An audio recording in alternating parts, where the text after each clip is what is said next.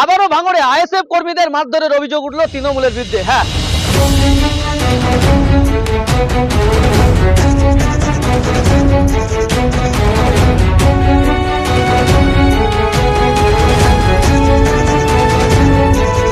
প্রত্যেকেই ভিডিওটা দেখতে পেলেন যে গতকাল ভাঙড়ের জমিনে বিশাল উত্তেজিত হয়েছে এবং আইএসএফের কর্মীদেরকে বেধড় মারধর করা হয়েছে।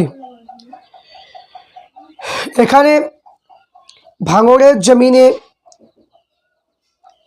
যে পীরজাদা নওশাদ সিদ্দিকী ভাইজান তিনি চাইছে যে ভাঙড় শান্তিমূলক জায়গা হোক এবং ভাঙড়ের জমিন যে সন্ত্রাসী মুক্ত হোক, তিনি যতবার চাইছেন সেখানে শাসক দল কখনোই হতে দিচ্ছে না। তাই আমরা যেটা ভিডিওর মাধ্যমে যেটা দেখতে পেলাম যে আইএসএফের কর্মী দেখে এত মার মেরেছে, একজন ব্যক্তি তো তার মাথা ফাটিয়ে দিয়েছে। আপনারা প্রত্যেকেই ভিডিওটা দেখলেন। তো এখানে প্রত্যেক দলের প্রচার করবে, প্রত্যেক দলই আপন আপন দলের যে পোস্টার লাগাবে কিংবা দেওয়াল লিখন করবে, ভোটের টাইমে এজেন্ট থাকবে এবং প্রত্যেক দলই আপন আপন প্রচার করবে। এটা হচ্ছে নিয়ম। এবার যদি বলে যে না আমরাই প্রচার করব, আমরা সব কিছু করবো, অন্য দলকে করতে দেব না, অন্য দলের মানুষকে এজেন্ট বসতে দেব না, তো এই রকম করলে কখনো ভোট হয় না বা ভোট মানায় না। তাই এখানে আইএসএফের কর্মীদেরকে যারা মেরেছে, এই কাজগুলো চরম অন্যায় করা হয়েছে। কারণ এখানে কথাই বলে না যে মরছে মুসলমান মারছে মুসলমান। এখানে দেখুন এই যতগুলো এই ভোটের টাইমে যত উত্তেজিত হবে, যত মারপিট করা হবে বা যত মানুষ মরে যাবে, এই সবগুলোই সব মুসলমান ছাড়া অন্য কেউ হবে না। কারণ মুসলমানরা এরা রাজনীতি এত বোঝে যে মারপিট না করলে এদের রাজনীতি মানায় না।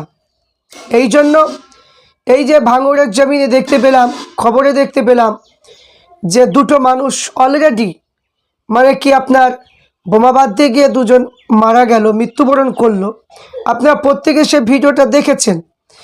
তো আমি প্রত্যেককে অনুরোধ করব যে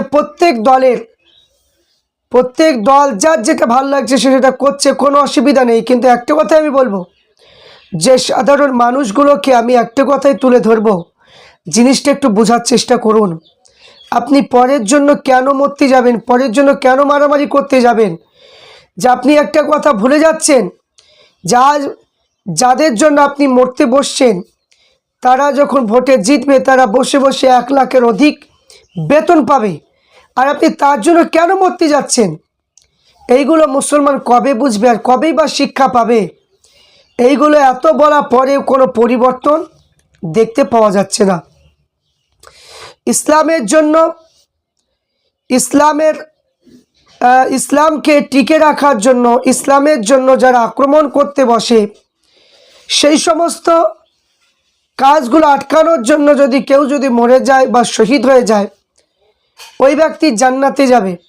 কিন্তু ভোটের জন্য কোনো নেতাকে জিতানোর জন্য যদি আপনি মরে যান বা কেউ যদি মেরে ফেলে, আপনি কখনো জান্নাতে যেতে পারবেন না। এটা মাথায় রাখতে হবে, এটা শহীদই হবে না। তাই এখানে এই কাজগুলো যারা করছেন, যে দলের মানুষই করছেন, এটা মুসলমানের পরিচয় থাকা সত্ত্বেও যদি আপনারা এরকম আক্রমণ যদি করেন, তাহলে বোঝাতে আপনাকে পারা সম্ভব নয়। তাই এখানে অনেক আলেম ওলামা ভোটে দাঁড়াচ্ছেন, অনেকে মুসলমান দাঁড়াচ্ছেন, অনেকে হিন্দু ভাইরা দাঁড়াচ্ছেন, অনেকে বিভিন্ন রকমের জাতি ধর্ম বর্ণ নির্বিশেষে প্রত্যেক মানুষই ক্যান্ডিডেট হয়েছে বা ভোটে দাঁড়িয়েছে।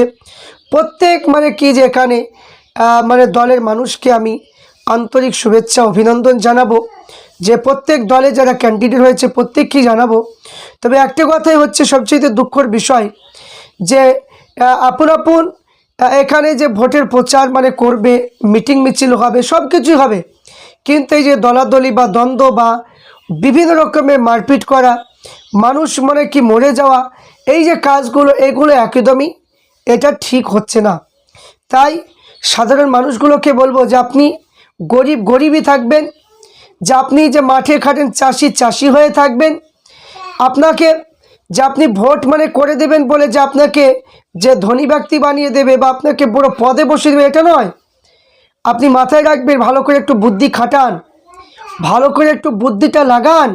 আর যাদের জন্য আজকে এই কাজ করতে যাচ্ছেন আর যাদের জন্য মারপিট করতে যাচ্ছেন, মাথায় রাখবেন যে আপনার জন্য কিছু উপকার হচ্ছে না, বরঞ্চ আপনার ক্ষতি হচ্ছে। আপনার দুশ্মন বাড়বে, আপনার মানে কি যে একে অপরের প্রতি হিংসি বাড়বে, আপনার ভবিষ্যতে আপনার মানে কি যে লাইফটা নষ্ট হয়ে যাচ্ছে। আপনার সন্তান আছে বাড়িতে, আপনার ছোটো ছোটো বাচ্চা রয়েছে, তাদের মানে কি তাদের মানুষের মতো মানুষ করতে হবে। আর আপনি যদি এইরকম করে যদি ধ্বংস যদি হয়ে যান, তাহলে আপনার মানে পরিবারকে কে দেখবে, আপনার সন্তানগুলো মানুষ কে করবে, সেইগুলো আপনাকে আগে ভাবতে হবে। তাই কোনো মানে ভুল পথে চলার আগে আপনি বারবার নিজের বাড়ির দিকে একটু খেয়ালটা করবেন, বাড়ির দিকে খেয়াল করবেন। আমরা দেখি অন্যান্য জায়গায় দিল্লিতে ভোট হয়, উত্তরপ্রদেশে ভোট হয়, বিভিন্ন জায়গায় ভোট হয়, কিন্তু এই পশ্চিমবাংলার মতো এইরকম মারপিট করা, মাথা ফাটানো, এইরকম আমরা কই দূরে মানে ভোট হয় আমরা কই দেখতে পাইনি। বিহারে ভোট হচ্ছে, দেখলাম ভোট হলো, কোনো মারপিট নেই, মানে শান্তশিষ্টভাবে যে যেরকম যাকে মন গেল সে তাকে ভোট দিল, কিন্তু এখানে কোনো ঝামেলা দেখতে পেলাম না। পুলিশ প্রশাসনকে অত বিরক্ত হতে হলো না। কিন্তু যা হচ্ছে সব এই পশ্চিমবাংলায়। এই বাঙালি মানুষ এত রাজনীতি বুঝে যে এখানে প্রত্যেকের অশান্তি, পুলিশ প্রশাসন ভাইদেরও কোনো শান্তি নেই। এই ভোটের টাইমে তাদেরকেও ছুটে বেড়াতে হয় যাতে কোনো মানুষ যেন মারা যেন না যায়। তিনারা অনেকটা চেষ্টা করেন, কিন্তু তবুও তিনারা আটকাতে পারেন না। কি করবে? মানুষ যদি নিজের বিবেককে যদি না কাজে লাগাতে পারে, মানুষ যদি না বোঝার চেষ্টা যদি করে, তাহলে কেউ তো কাউকে বাঁচাতে পারবে না। তো এই জন্য আমি প্রত্যেককে অনুরোধ করব, কেউ কারোর জন্য আপনারা নিজে দুশ্মন হতে যাবেন না। প্রত্যেকের পরিবার আছে, পরিবারের দিকে একটু খেয়াল রাখুন, তাহলে বুঝতে পারবেন। তো এখানে যে ভাঙড় এবং ক্যানিংয়ে যে অবস্থা হচ্ছে, প্রত্যেক মানুষকে বলবো ভোট আসবে, ভোট যাবে, কিন্তু আপনার মূল্যবান যদি জীবনটা চলে যায়, কোনো নেতার বাপের দিন নেই যে আপনার ওই জীবনটা ফিরিয়ে দেওয়া। তাই আপনার পরিবারের দিকে খেয়াল রেখে সেইভাবে আপনি পাটা রাখবেন। এবং যারা এই কাজগুলো করছেন তাদেরকে আমরা তীব্র নিন্দা জানাচ্ছি, এটা করাটা একদমই উচিত হচ্ছে না। তাই আমি প্রত্যেককে বলবো যে এই সমস্ত কাজ থেকে আপনারা দূরে সরে থাকুন। মানে ভাঙড় ক্যানিং একটা মানে শান্ত পরিবেশ তৈরি করুন, এবং যাতে পিজ্জা নওশাদ সিদ্দিকী ভাইজান যেটা চাইছে যে আমি এই সন্ত্রাসী মুক্ত মানে করতে চাই, সেটাই যেন মানে কি পরিণত যেন হয়, প্রত্যেকে সেই দিকেই আপনার নজর রাখবেন।